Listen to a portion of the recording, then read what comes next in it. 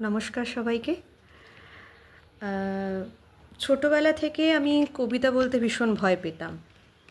তো সেক্ষেত্রে আমার কবিতা বলা শুরু বেশ খানিকটা বড় হয়েছি তারপর থেকেই।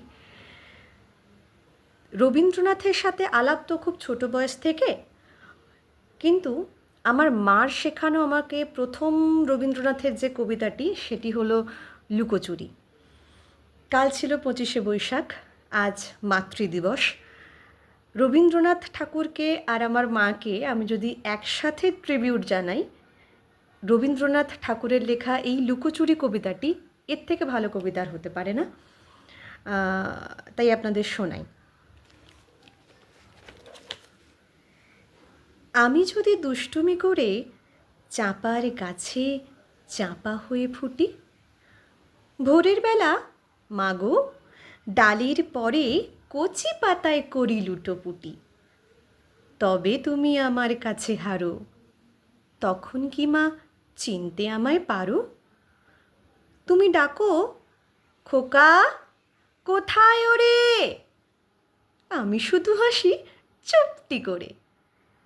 যখন তুমি থাকবে যে কাজ নিয়ে, সবই আমি দেখব নয়ন মেলে।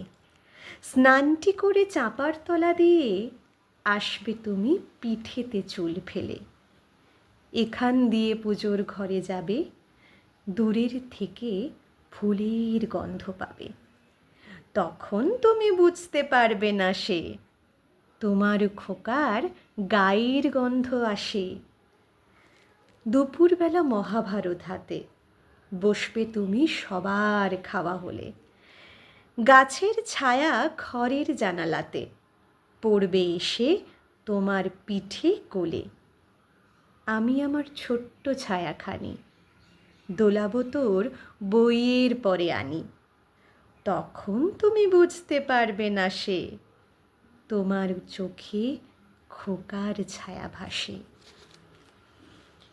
সন্ধেবেলা প্রদীপ খানি জেলে যখন তুমি যাবে গোয়াল ঘরে, তখন আমি ফুলের খেলা খেলে টুপ করে মা পড়ব ভুঁইয়ে ঝরে।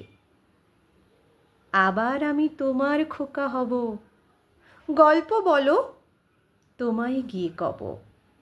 তুমি বলবে দুষ্টু ছিলি কোথা?